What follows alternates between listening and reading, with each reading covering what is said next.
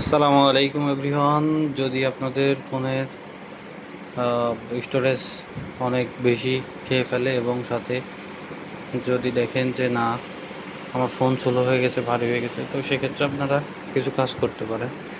এই যেমন Messenger, Google Chrome এবং এই রিলেটেড কিছু অ্যাপস আছে, প্লে স্টোর আছে, তারপরে হচ্ছে আপনার গুগল অ্যাপ আছে। এগুলো সব মিলিয়ে প্রচুর পরিমাণ ক্যাশ ডাটা আর কি করে, কনজিউম করে।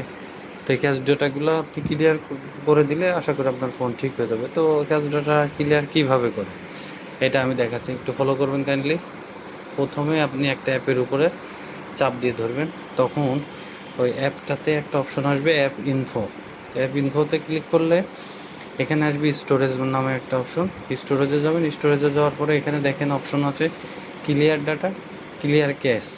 এই ক্যাশ ডাটাটা আপনি যদি ক্লিয়ার করে দেন, দেখেন আমার এখানে আছে 11.68 MB। তো এই ক্যাশ ডাটাটা আমি যখন ক্লিয়ার করব, তখন আমার কিন্তু অ্যাপটা মোটামুটি ক্যাশ ডাটাটা ক্লিয়ার করে দিল। তো ক্লিয়ার করার পরে আপনি দেখবেন এই অ্যাপটাও একটু ভালো চলবে।